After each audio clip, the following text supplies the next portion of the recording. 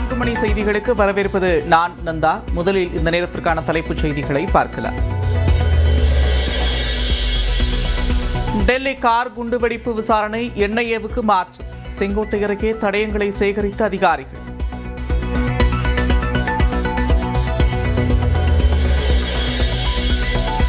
Delhi car குண்டுவெடிப்பில் உயிரிழந்தவர்களின் எண்ணிக்கை 13ஆக உயர்வு. தேசிய புலனாய்வு முகமை உள்ளிட்ட விசாரணை அமைப்புகள் தீவிர விசாரணை.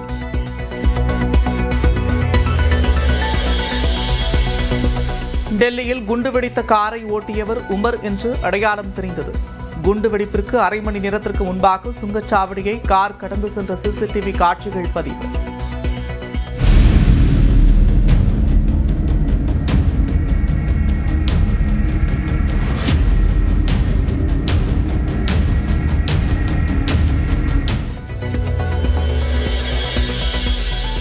தற்கொலைப்படை தாக்குதல் நடத்தியதாக சந்தேகிக்கப்படும் உமர் மருத்துவ பேராசிரியராக பணியாற்றி வந்தது கண்டுபிடிப்பு.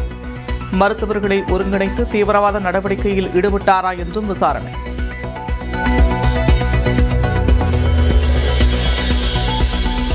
வெடித்த கார் டெல்லிக்குள் நுழைந்த பின்பு 7 மணி நேரம் காணாமல் போனது கண்டுபிடிப்பு. செங்கோட்டையில் 3 மணி நேரம் நிறுத்தப்பட்டிருந்ததும் விசாரணையில் உறுதி.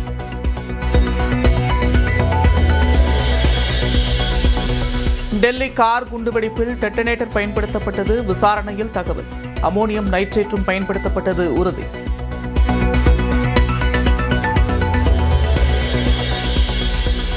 டெல்லியில் சதிச் செயலை நிகழ்த்தியவர்களை விடமாட்டோம் என்று பிரதமர் நரேந்திர மோடி சூளுரை.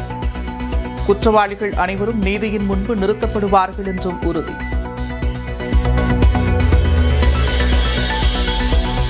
பீகார் 2ஆம் கட்ட தேர்தலில் வாக்குப்பதிவு விறுவிறுப்பு. வரிசையில் காத்திருந்து ஜனநாயக கடமையாற்றும் மக்கள்.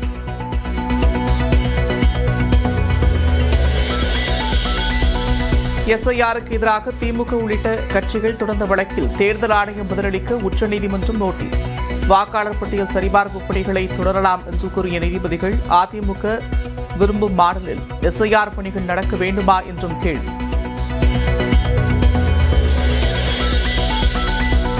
சிறப்பு தீவிர வாக்காளர் பட்டியல் திருத்தத்திற்கு எதிராக தமிழ்நாடு முழுவதும் திமுக கூட்டணி ஆர்ப்பாட்டம். சென்னை தங்கச்சாலை மற்றும் சைதாப்பேட்டையில் நடைபெற்ற போராட்டத்தில் கூட்டணி தலைவர்கள் பங்கேற்பு.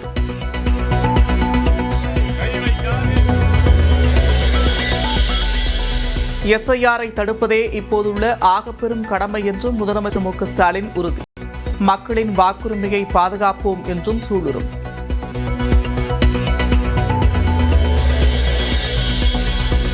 கோவில் முதல் காவலர் குடியிருப்பு வரை எங்கும் பாதுகாப்பற்ற சூழல் என்று எடப்பாடி பழனிசாமி குற்றச்சாட்டு.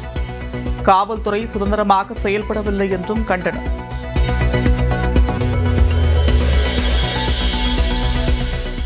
கீழ் அருங்குணம் ஊராட்சி மன்ற தலைவர் சுபாஷ் கொலை வழக்கில் வழக்கறிஞர் உட்பட 10 பேருக்கு ஆயுள் தண்டனை. கடலூர் முதலாவது கூடுதல் மாவட்ட அமர்வு நீதிமன்றம் தீர்ப்பு.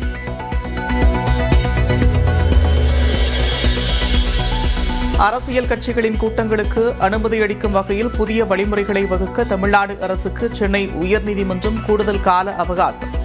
தாவேக கூட்டங்களில் மின்மாற்றிகளின் மீது ஏறக்கூடாது என்று நிபந்தனை விதியுங்கள் என்று நீதிபதிகளிடம் கூறிய தமிழக அரசு.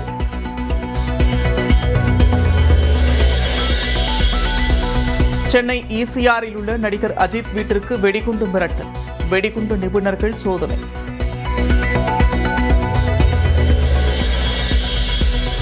சாத்தான்குளம் தந்தை மகன் கொலை வழக்கில் அனைத்து சாட்சிகளையும் விசாரித்த பிறகு கூட்டு சதி உள்ளது என்று விசாரிக்க கேட்பதா? சிபிஐக்கு உயர்நீதிமன்ற மதுரை கிளை நீதிபதி முரளிசங்கர் கேள்வி.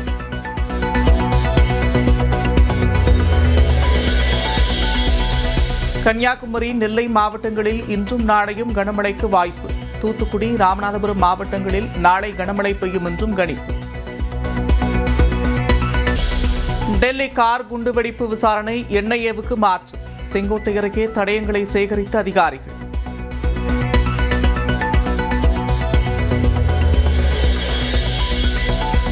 டெல்லி கார் குண்டுவெடிப்பில் உயிரிழந்தவர்களின் எண்ணிக்கை 13ஆக உயர்வு. தேசிய புலனாய்வு முகமை உள்ளிட்ட விசாரணை அமைப்புகள் தீவிர விசாரணை.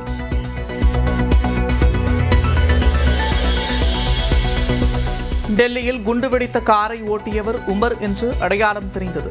குண்டுவெடிப்பிற்கு அரை மணி நேரத்திற்கு முன்பாக சுங்கச்சாவடியை கார் கடந்து சென்ற சிசிடிவி காட்சிகள் பதிவு.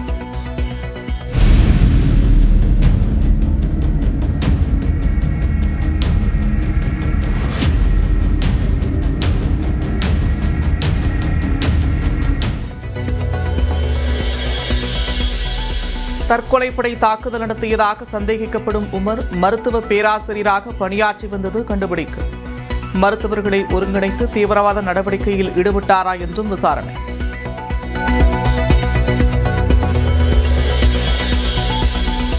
வெடித்த கார் டெல்லிக்குள் நுழைந்த பின்பு 7 மணி நேரம் காணாமல் போனது கண்டுபிடிப்பு. செங்கோட்டையில் 3 மணி நேரம் நிறுத்தப்பட்டிருந்ததும் விசாரணையில் உறுதி.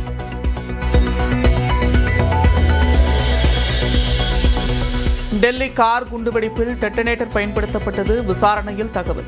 அமோனியம் நைட்ரேட்டும் பயன்படுத்தப்பட்டது உறுதி.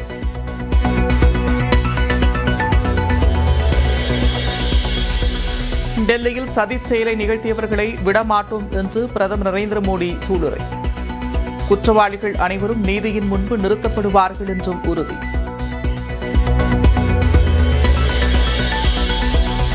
பீகார் 2ஆம் கட்ட தேர்தலில் வாக்குப்பதிவு விறுவிறுப்பு. வரிசையில் காத்திருந்து ஜனநாயக கடமையாற்றும் மக்கள்.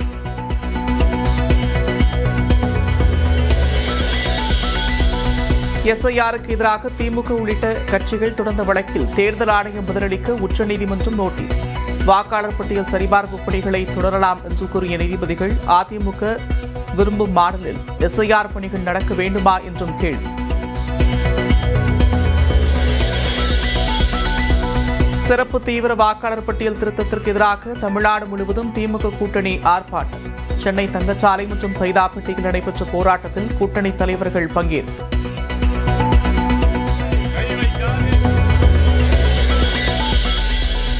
எஸ்ஐஆரை தடுப்பதே இப்போதுள்ள ஆகப்பெரும் கடமை என்றும் முதலமைச்சர் மு.க. ஸ்டாலின் உறுதி.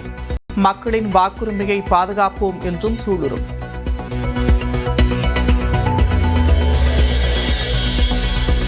கோவில் முதல் காவலர் குடியிருப்பு வரை எங்கும் பாதுகாப்பற்ற சூழல் என்று எடப்பாடி பழனிசாமி குற்றச்சாட்டு.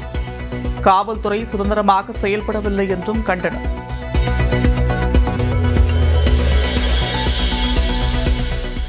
கீழ் அருங்குணம் ஊராட்சி மன்ற தலைவர் சுபாஷ் கொலை வழக்கில் வழக்கறிஞர் உட்பட 10 பேருக்கு ஆயுள் தண்டனை. கடலூர் 1வது கூடுதல் மாவட்ட அமர்வு நீதிமன்றம் தீர்ப்பு.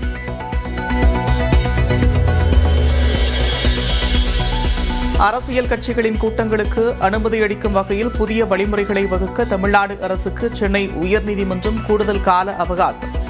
தாவேக கூட்டங்களில் மின்மாற்றிகளின் மீது ஏறக்கூடாது என்று நிபந்தனை விதியுங்கள் என்று நீதிபதிகளிடம் கூறிய தமிழக அரசு.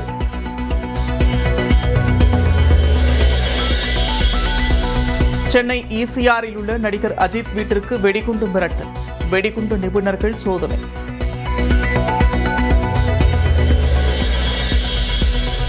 சாத்தான்குளம் தந்தை மகன் கொலை வழக்கில் அனைத்து சாட்சிகளையும் விசாரித்த பிறகு கூட்டு சதி உள்ளது என்று விசாரிக்க கேட்பதா?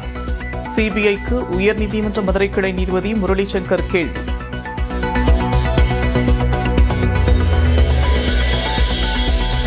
கன்னியாகுமரி, நெல்லை மாவட்டங்களில் இன்றும் நாளையும் கனமழைக்கு வாய்ப்பு. தூத்துக்குடி, ராமநாதபுரம் மாவட்டங்களில் நாளை கனமழை பெய்யும் என்றும் கணிப்பு.